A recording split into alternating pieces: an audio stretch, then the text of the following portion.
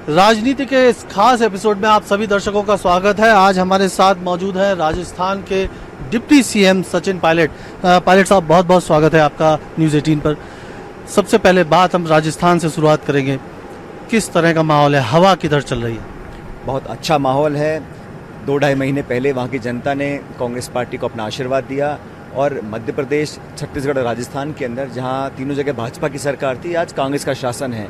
हमें लगता है कि हमारी जो तैयारियां हैं वो धरातल से मजबूती हम लोगों ने पाई है और हम लोग 25 में से 9 कॉन्स्टिट्यूंसीज़ में ऑलरेडी बड़ी सभाएं कर चुके हैं। लगातार मोमेंटम हमारे पक्ष में है और सरकार के बनने के प्रारंभ में जो हमने निर्णय लिए हैं, चाहे वो किसान की ऋण माफ़ी हो, बेरोज़गारों को पेंशन देने की बात हो, भत्ता देने की बात हो, प्रोक्योरमेंट्स की स्कीम्स हों, तो तमाम जो शुरुआत में हम लोगों ने घोषणाएं की हैं उससे एक बहुत सकारात्मक प्रभाव जनता में पड़ा है और हमें लगता है कि बहुत अच्छा प्रदर्शन हमारा रहेगा राजस्थान के अंदर। बीजेपी तो कह रही है हवा का रुख बदला है और अब जो है माहौल पिछले 3 महीने में जो तस्वीर थी वो बदल रही है उनके पक्ष में। देखिए, भारतीय जनता पार्टी अब ये तो कहेंगे नहीं कि हम चुनाव हार रहे हैं, तो कुछ तो बोलना पड़ेगा, लेकिन पब्लिक ने 2.5 महीने पहले जो भाजपा 200 में से 165 सीट जीती थी, 70 पे आके अटकी है, तो जनता ने भाजपा के शासन को नकारा है और वसुंधरा जी हों चाहे मोदी जी हों, दोनों भाजपा के ही हैं।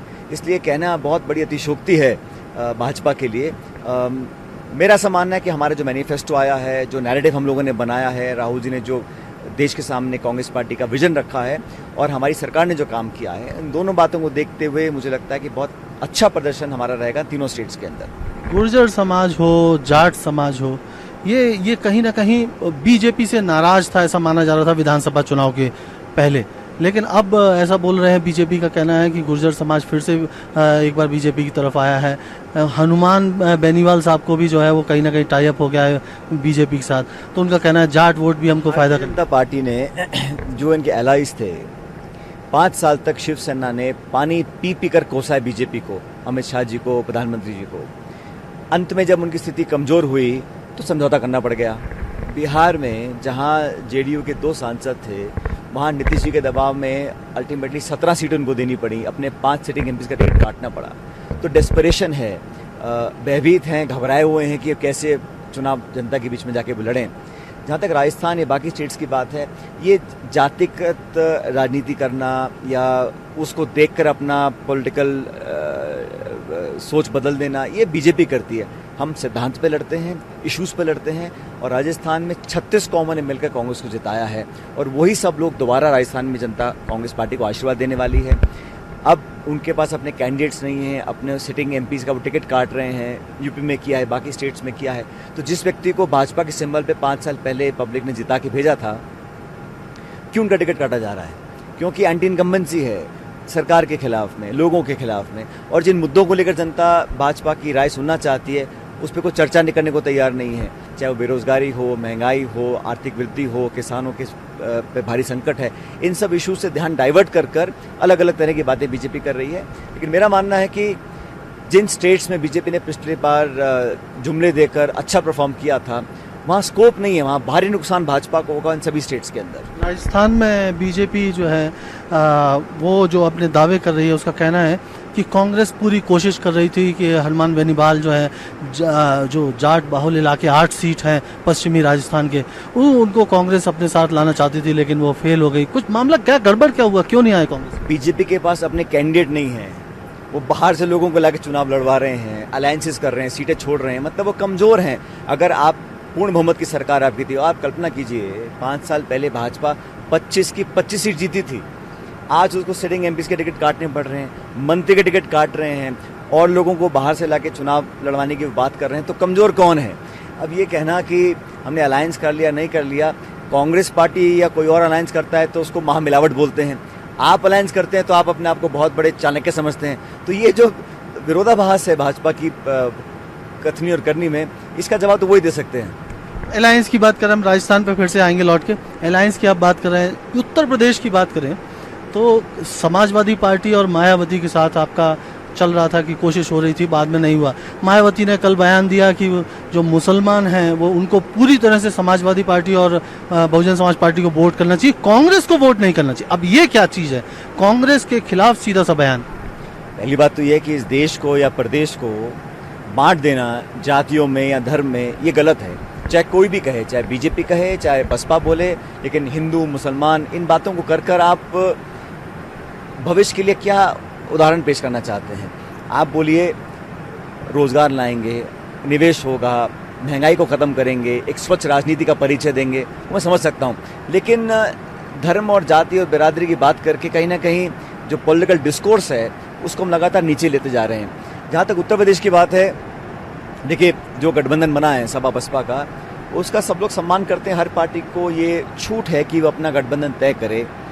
लेकिन कांग्रेस पार्टी उत्तर प्रदेश में चुनाव लड़ रही है, जीतने के लिए लड़ रही है। आप इसमें कोई किसी को कोई संकोच कहने में या सुनने में नहीं होना चाहिए। 2009 में कांग्रेस पार्टी के 20 सांसद आए थे 80 में से। आज भी हम एक एक सीट पर पूरी मेहनत के साथ सबसे मजबूत उम्मीदवार उतार रहे हैं। राहुल गांधी जी, प्रियंका गांधी जी प्रचार कर रहे हैं और हम फाइट कर रहे हैं जीतने के लिए। अब जीतेगा कौन एंड में, ये तो जनता तय करेगी। आप तो जीतने के लिए कोशिश कर रहे हैं, लेकिन वो आपके खिलाफ क्यों बयानबाजी कर रहे हैं, ये बड़ा सवाल। देखिए, हर व्यक्ति का अपनी राजनीति करने का अलग तौर तरीका है, वो उनको छूट है बोलने की। लेकिन मैंने कहा ना, कांग्रेस पार्टी एक बहुत पुरानी पार्टी है, बहुत संयम से, बहुत सोच समझ के अपनी बातों को हम लोग रखते हैं और हम हर व्यक्ति का आदर सम्मान करते हैं। चाहे हमको कितना कोई कोस ले, आलोचना कर ले, भला बुरा कह ले, लेकिन हम बहुत सी चीज़ें दूरगामी दृष्टि को देखते हुए करते हैं। हमारा अल्टीमेट एम ये है कि यहाँ पर यूपीए की सरकार बने केंद्र में। भाजपा और एनडीए का जो शासन है उसे जनता त्रस्त है। एक प्रोपेगेंडा किया जा रहा है अखबार, मीडिया, टेलीविज़न, इसके माध्यम से। लेकिन धरातल पर मामला ये है कि लोग आज दुखी हैं, पीड़ित हैं, परेशान हैं, कुंठित हैं। और जो कृषि वर्ग है या किसानी करने वाले लोग हैं, नौजवान लोग हैं, वो सब रोजी रोटी की बात करते हैं। और हमें लगता है कि उत्तर प्रदेश में बहुत भारी नुकसान बीजेपी को होगा।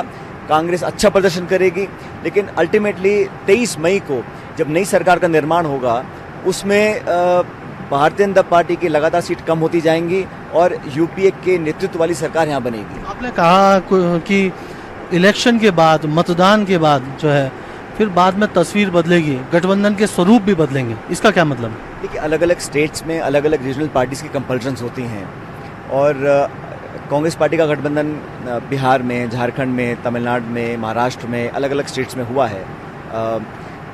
लेकिन कलेक्टिव जो सब लोगों की एक कोशिश है कि हमारे गणतंत्र में, हमारे लोकतंत्र में जो आज चुनौती मिल रही है, आज जो संस्थानों को नष्ट करने का एक एजेंडा सेट किया है बीजेपी ने, उसके खिलाफ सब लोग हैं।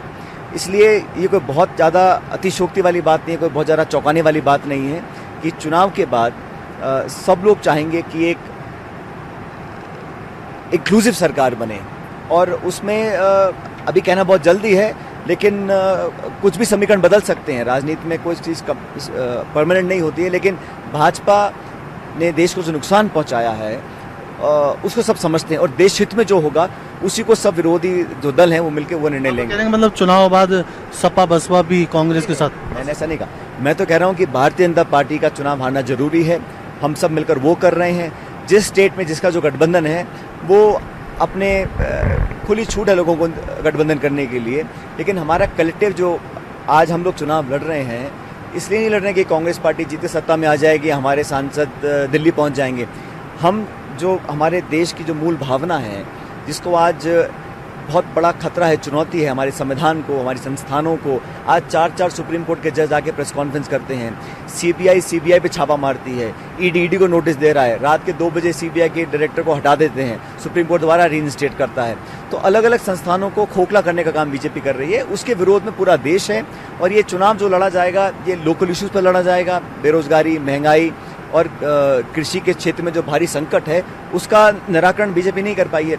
मत भूलिए, भाजपा ने कहा था कि आमदनी दुगनी कराएंगे किसान की, 15 लाख हर एक के खाते में आएंगे, 2 करोड़ रोजगार लगेंगे। स्वच्छ India, digital India, stand up India, make in India, इतने नारे दिए थे। उन सब की वो चर्चा करना कोई नहीं चाहता है। इसलिए इन सब बातों को देश भी देख रहा है और कांग्रेस पार्टी, यूपी के घटक दल, बाकी विरोधी दल सब मिलकर चुनाव लड़ रहे हैं और मुझे लगता है कि अच्छे परिणाम आएंगे। ये आप कह रहे हैं कि चुनाव बाद समीकरण बदलेंगे, नेता तो कोई उभर के दिख नहीं रहा है, ये एक बड़ी समस्या है। किसके नेतृत्व में खड़ा होगा, ये सवाल पिछले कई महीनों से लगातार चल रहा है। राहुल गांधी लीडर होंगे सबके, ये जो बीजेपी के खिलाफ जो भी मोर्चा बनेगा उसके राहुल गांधी लीडर होंगे? क्या राहुल गांधी प्रधानमंत्री होंगे? देखिए, कांग्रेस पार्टी के नेता वो हैं, उन्होंने खुद कहा है कि पद की दौड़ में कोई नहीं है। मत भूलिए, गांधी परिवार से कोई व्यक्ति प्रधानमंत्री, मुख्यमंत्री, मंत्री बने 30 साल हो गए हैं, कोई नहीं बना है। लेकिन पार्टी के हित में क्या है और उससे ज़्यादा महत्वपूर्ण है कि देश हित में क्या है, उसको लेकर हम लोग काम करेंगे। परिणाम आने के बाद आपस में सब लोग बैठ के निर्णय, ये बहुत बड़ी बात नहीं, कई बार बोल चुके हैं, राहुल जी ने खुद बोला है, बाकी यूपी के एलाइज ने बोला है कि नेतृत्व कौन करेगा, ये बहुत बड़ा मुद्दा नहीं है। राहुल जी भी हो सकते हैं उसमें। भाई, हमारी पार्टी के नेता तो वो हैं, हम तो सोते ही चाहेंगे कि वो नेतृत्व करें, लेकिन अल्टीमेटली जो निर्णय होगा वो परिणाम आने के बाद होगा और बहुत सरलता से अच्छे माहौल में बैठ के बहुत जल्द इसका निर्णय ले लिया जाएगा। ये बहुत बड़ी बात नहीं है, बात इशू है, बात व्यक्ति नहीं है। हम चुनाव लड़ रहे हैं सिद्धांतों पे, आइडियोलॉजी पे, इश्यूज के ऊपर, और देश में जो आज एक नकारात्मक माहौल बना है उसके विरोध में सब लोग इकट्ठे खड़े हुए हैं। 17 पार्टियों ने इकट्ठे होकर एक मीटिंग की थी सोनिया गांधी जी के नेतृत्व में और सबकी एक राय बनी थी। पॉलिटिकल एडजस्टमेंट, सीट शेयरिंग कहाँ पे कितना हुआ वो अलग बात है, लेकिन मोटा मोटा पूरा विपक्ष एकजुट था और एकजुट है। सचिन जी, कल आपको जैसे पता होगा कि इनकम टैक्स ने भोपाल में कमलनाथ जी के करीबियों के यहाँ छापे मारे। उसके बाद बीजेपी की तरफ से जब कांग्रेस के नेताओं ने इसका विरोध किया, क्रिटिसाइज किया, तो बीजेपी की तरफ से बयान आया कि अब चोर जो है वो चौकीदार की शिकायत कर रहे हैं। नहीं, कौन चोर है? जिसको भाजपा कह दे वो चोर है। कोई न्यायालय नहीं है, कोई प्रक्रिया नहीं है, कोई जस्टिस सिस्टम नहीं है।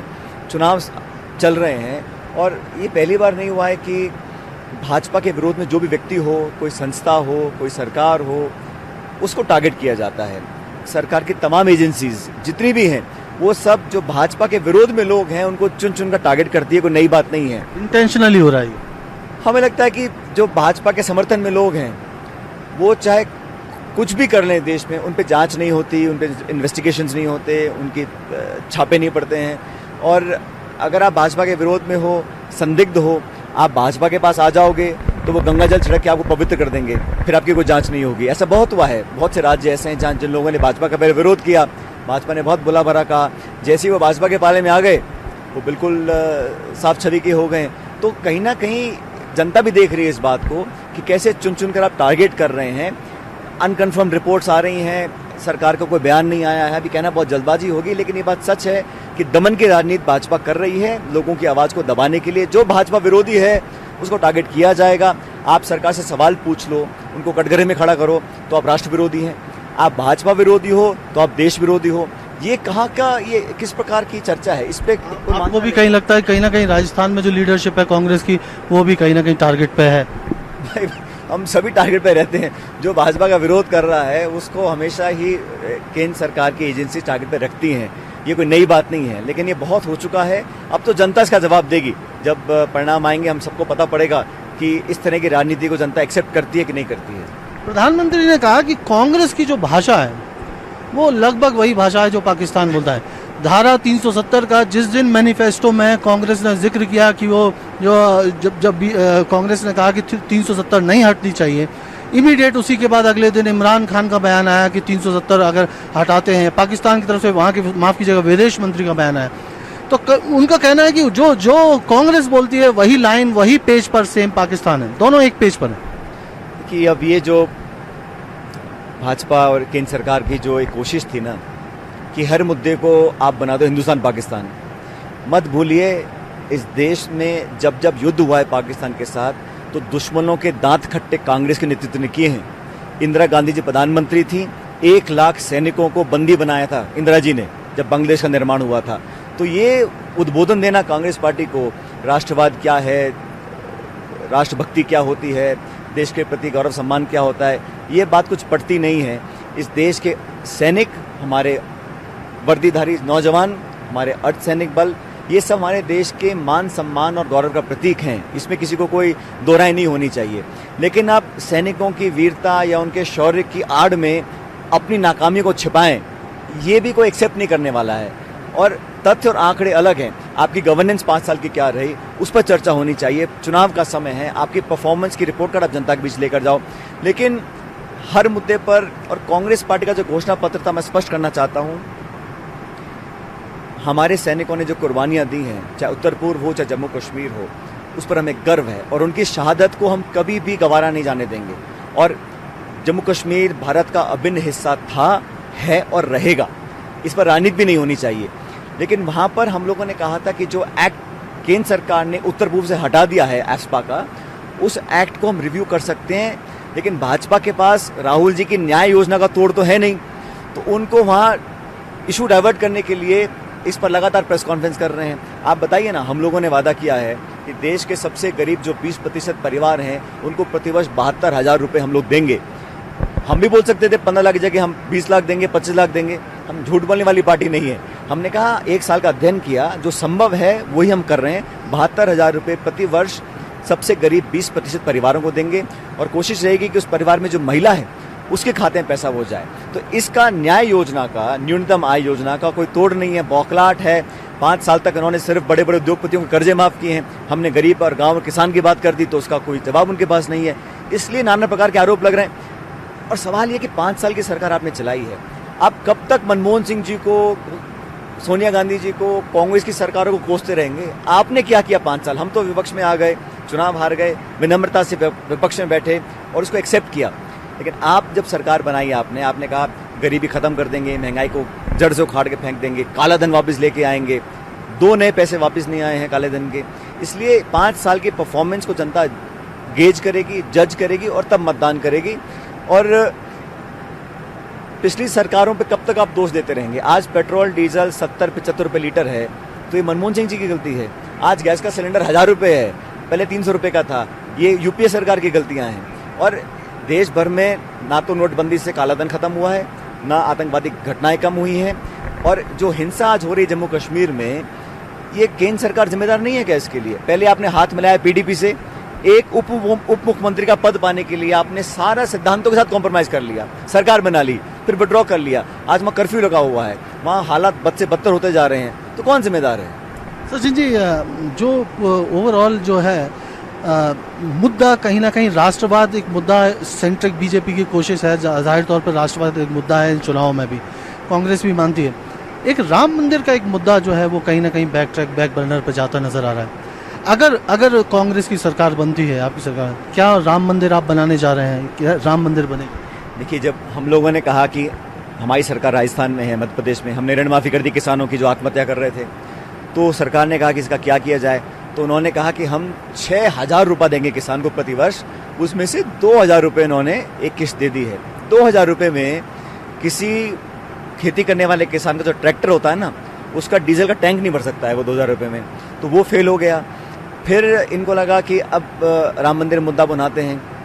जब वो भी उठ नहीं पाया, तब इन्होंने अलग चर्चा चालू कर दी है। राम मंदिर बनाना ना बनाना, इसका जो निर्णय है वो सुप्रीम कोर्ट करेगा। सबको एक्सेप्ट कर चुके हैं इस बात को। जो भी कोर्ट का निर्णय होगा सबको मान्य होगा, इस बात में सब पार्टी एग्री करती हैं। लेकिन ये इलेक्शन रोजी रोटी का चुनाव है, ये चुनाव बेरोजगारों के भविष्य का चुनाव है, ये चुनाव किसानों की भलाई का चुनाव है। इस चुनाव को भटकाने की जो कोशिश भाजपा कर रही है वो कामयाब नहीं होने वाले हैं।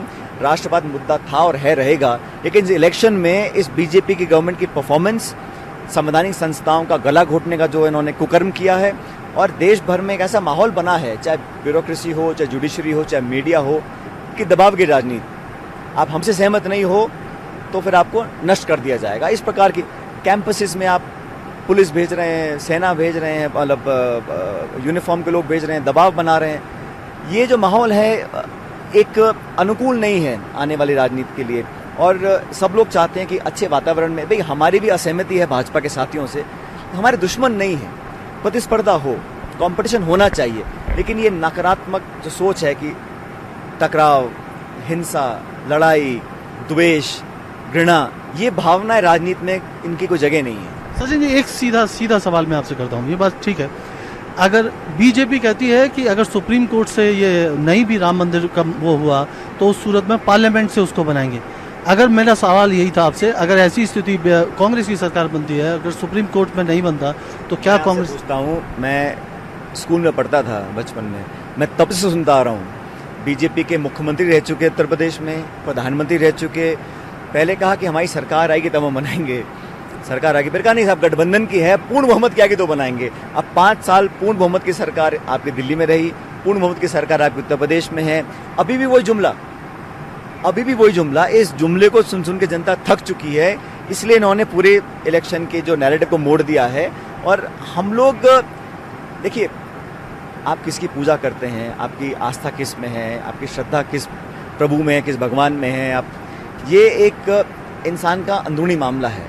लेकिन उसका राजनीतिकरण करना, मैं अगर हिंदू हूँ, मैं किसी की पूजा करता हूँ या नहीं करता हूँ, ये मेरा व्यक्तिगत विषय है। लेकिन उसको इलेक्शन के टाइम में उस पर राजनीति करना, चाहे गौ पूजा हो, चाहे मंदिरों की बात हो, चाहे धर्म की बात हो, वो तभी करते हैं जब आपने परफॉर्म नहीं किया है। अगर आपने परफॉर्म किया होता, मनमोहन सिंह जी की सरकार में, यूपीए के कार्यकाल में 14 करोड़ लोगों को गरीबी की रेखा से हमने ऊपर उठाया था, हमने आर्थिक विस्तार हुआ था, एक देश का मान सम्मान बढ़ा था। लेकिन आपने 5 साल में परफॉर्म नहीं कर पाए हैं, इसलिए इन प्रकार के इश्यूज को भाजपा उठाती है। हमारे साथ हैं फायर ब्रांड कांग्रेस के नेता सचिन पायलट साहब, एक बार फिर स्वागत है आप सबका। राजस्थान की अगर बात करें, वसुंधरा राजे को विधानसभा चुनाव में लोगों ने डिनाई कर दिया, उनको नहीं वो दिया। अभी वसुंधरा राजे फिर से एक बार चुनाव प्रचार जिस तरह से कर रही हैं, और बीजेपी जो कह रही है वो कह रही है कि वो रिवाइव कर रही है। कांग्रेस से लोगों को जितनी उम्मीद थी वो उम्मीद पूरी नहीं होती नजर आ रही, ऐसा बीजेपी का कहना है। तो क्या लगता है, चुनाव जो है वो वसुंधरा वर्सेस अशोक गहलोत है या वसुंधरा वर्सेस सचिन पायलट है? चुनाव किसके बीच में है, फेस कौन है राजस्थान में? देखिए, हमारी संगठन की जो ताकत है उसको बीजेपी हमेशा काम आंकती है। लेकिन सरकार बनने के बाद जो 2.5-3 महीने का हमें समय मिला, उसमें हमने वो काम किए जो भाजपा ने 5 साल में नहीं किए। तो पब्लिक उस बात को अप्रिशिएट कर रही है। राजस्थान के अंदर आज भाजपा नेतृत्वहीन है, क्योंकि वहाँ के जो प्रदेश अध्यक्ष हैं या नेता प्रतिपक्ष हैं, और कौन नेता है, वसुंधरा जी तो उनको दिल्ली बुला लिया है, वो पार्टी में संगठन में जगह मिल गई है, तो वहाँ नेतृत्व का एक असमंजस बना हुआ है भाजपा के अंदर। ये चुनाव जनता का चुनाव है, ये व्यक्ति विशेष का चुनाव नहीं है। राजस्थान की जनता ने जो आशीर्वाद हमको दिया है 3 महीने पहले, पुनः उससे ज़्यादा हम लोग को मिलेगा, ऐसा मुझे पूरा विश्वास है। पिछली बार हम लोग 1 सीट नहीं जीत पाए थे, लेकिन जितने बाई इलेक्शंस हुए विधानसभा के 27 जगह हुए, उसमें से 25 में कांग्रेस पार्टी जीती। 2 लोकसभा के बाई इलेक्शंस हुए, दोनों हम लोग जीते, सरकार हमारी बनी है, और हम लोग तो मिशन 25 को लेकर आगे बढ़ रहे हैं। भाजपा ने कुछ टिकट काटे हैं, कुछ बदले हैं, तो असहज हैं कि वो कैसे भविष्य में वहाँ चुनाव लड़ पाएंगे, अपना कैंपेन कर पाएंगे।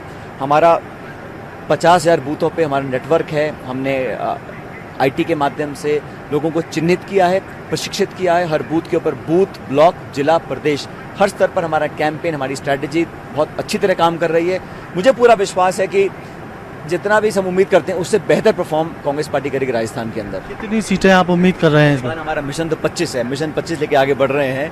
हमने 2 बाई इलेक्शन जीत लिए थे, अब 23 पे फतेह करनी बाकी है। अच्छा रिस्पांस मिल रहा है, अच्छा टिकट डिस्ट्रीब्यूशन हुआ है, सब नेता मिलकर काम कर रहे हैं। और जैसा मैंने कहा, बीजेपी में जो असमंजस है नेतृत्व को लेकर, उसका भी जनता आकलन करेगी और उसका बेनिफिट कांग्रेस पार्टी को मिलेगा। प्रदेश अध्यक्ष होने के नाते मुझे लगता है कि मेरी पहली जिम्मेदारी है कि हम बेहतर परफॉर्म राजस्थान में करें, और लेकिन बाकी स्टेट्स में जहाँ जहाँ मुझे पार्टी बोलती है कैंपेन करने के लिए, वहाँ पर हम जाते हैं, हमारे उम्मीदवारों के लिए प्रचार करते हैं। लेकिन राजस्थान से मैं बता रहा हूँ आपको, और इन तीनों स्टेट से, मध्य प्रदेश, राजस्थान, छत्तीसगढ़, क्योंकि यहाँ तो पक्षी मुकाबला है, यहाँ पर हम लोग फतेह होंगे। भारी मात्रा में यहाँ से सांसद जीतते जाएंगे दिल्ली। क्या मुद्दे हैं राजस्थान के इस समय? गुर्जर आपने जो आरक्षण है वो दे दिया, अभी क्या मुद्दे हैं, किन मुद्दों को लेकर आप जो है वो इस समय चुनाव में हैं, और जिसको आपको लगता है कि जो प्रॉमिस कर रहे हैं मेजर बड़े स्पष्ट हैं? हमारी सरकार के 3 महीने के परफॉर्मेंस है, बीजेपी के 5 साल की नॉन परफॉर्मेंस है, उसको लोग जज करेंगे और तुलना करेंगे किसने क्या किया है। किसानों के लिए हमने जो 3 महीने में किया है वो मोदी साहब 5 साल में नहीं कर पाए हैं। और जब वसुंधरा जी मुख्यमंत्री थी तो भेदभाव हुआ है, मतलब भाजपा की सरकार होते हुए भी वहाँ पे लोगों के काम नहीं हो पाए हैं। हमने अपना मैनिफेस्टो तैयार किया, मुद्दों को लेकर जनता के बीच में जाएंगे। हमारी न्याय योजना है, हमने कहा, हम लोग पहले कांग्रेस के शासन में हरित क्रांति हुई थी, फिर श्वेत क्रांति हुई जब कोऑपरेटिव मूवमेंट अमूल वगैरह का शुरू हुआ था। अब हम लोग चाहते हैं कि हम लोग सरकार में आने के बाद रोजगार क्रांति लेकर आएँ। आज देश में, प्रदेश में सबसे बड़ा मुद्दा रोजगार का है, और रोजगार उत्पन्न करने के लिए भाजपा ने ना तो कोशिश की, ना उन्होंने परिणाम लाकर दिखाए हैं। इसलिए इशू हमारे रहेंगे किसानों के और नौजवानों के। सचिन पायलट साहब, देश की अगर बात करें ओवरऑल, तो कांग्रेस के कितनी सीटें आपको लगता है कि कितनी सीटें कांग्रेस जीतने वाली है? मैं भाजपा की तरह बड़ी बड़ी बातें नहीं करता हूं, क्योंकि जनता जनार्दन है, अल्टीमेटली वही तय करेंगे कि कौन जीतेगा कौन हारेगा। लेकिन मुझे पूरा विश्वास है कि यूपी 3 उसका गठन होगा, 23 मई को परिणाम आएंगे, तो कांग्रेस के नेतृत्व में जो दल चुनाव लड़ रहे हैं, हमारा बहुमत आएगा और नई सरकार हम लोग बनाएंगे। सचिन जी, तेलंगाना, आंध्र प्रदेश, यहाँ पर कांग्रेस कभी सत्ता में रहा करती थी, सत्ता से बाहर है। कर्नाटक की बात करें, वहाँ सिद्धरामैया जो है चीफ मिनिस्टर हुआ करते थे, अभी गठबंधन की एक सरकार किसी तरह से चल रही है। तमिलनाडु में जो है वो केरल में नहीं है।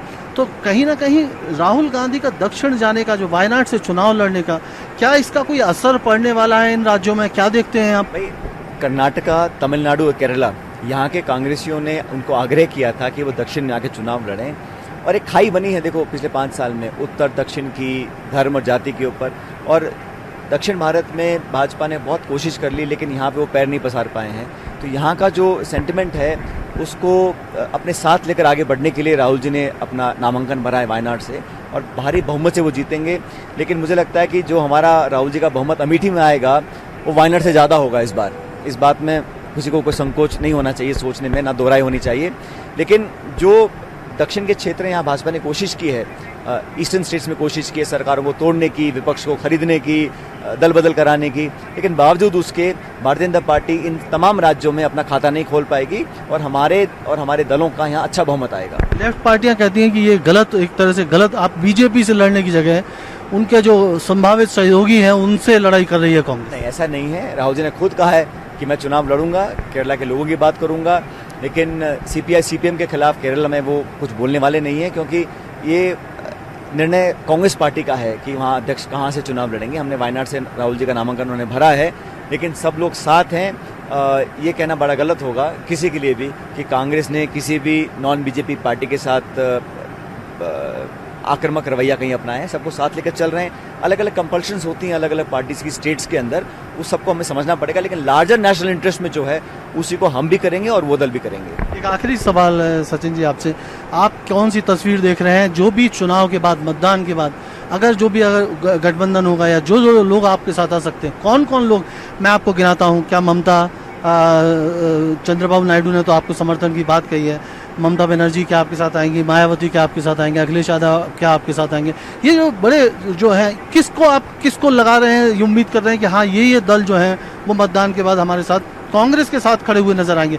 सीपीआई आपसे नाराज होती नजर आ रही है वायनाड में चुनाव लड़े, तो धीरे धीरे तो आपको जो समर्थन मिलना चाहिए था वो नहीं मिल पा रहा है। सारा निर्णय आपने सारा कर लिया आपने, तो मुझसे सवाल क्यों पूछ रहे हैं आप?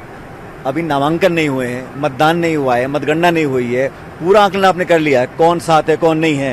तो यही तो मुझे कभी कभी लगता है कि हमारे यहाँ पे टेलीविजन पे और पत्रकार सारी रणनीति तय कर देते हैं। देश हित में क्या होगा, सही समय पे कौन क्या सही निर्णय लेगा, उसका इंतजार कीजिएगा, सब बढ़िया होगा। 23 मई को एनडीए सत्ता में नहीं रहेगी, नई सरकार बनेगी। कौन किसके साथ आएगा अभी कहना बहुत जल्दी है, लेकिन मैंने कहा जो हमारा सामूहिक लक्ष्य है वो देश में एक यूनाइटेड, कलेक्टिव, दूरगामी दृष्टि वाली सरकार बननी जरूरी है, और सब लोगों को उसमें एक भागीदारी मिले, इस प्रकार का सोच लेकर राहुल जी, सोनिया गांधी आगे बढ़े हैं। बहुत से लोग जुड़ेंगे, बहुत समीकरण बदलेंगे, अभी कहना बहुत जल्दबाजी होगी, लेकिन मुझे लगता है कि बीजेपी के विरोध में तमाम दल सामने आएंगे। अल्टीमेटली ना तो पत्रकार ना नेता, इस चुनाव की जो चाबी है वो जनता के हाथ में है। पब्लिक पे हमको भरोसा है, पब्लिक के सामने अपनी बात हमने रखी है। मुझे पूरा विश्वास है कि हमको पहले से कहीं ज़्यादा आशीर्वाद मिलेगा और हम लोग चुनाव के परिणामों में कामयाबी हासिल करेंगे। बहुत बहुत धन्यवाद सचिन जी, ये आपका कॉन्फिडेंस है। सचिन पायलट जो राजस्थान के डिप्टी सीएम है, उनको कॉन्फिडेंस है, भरोसा है कि 23 मई के बाद जो यूपीए फिर से सत्ता में आने वाली है, और उनका ये भरोसा, वो सीटों की संख्या नहीं बता रहे हैं।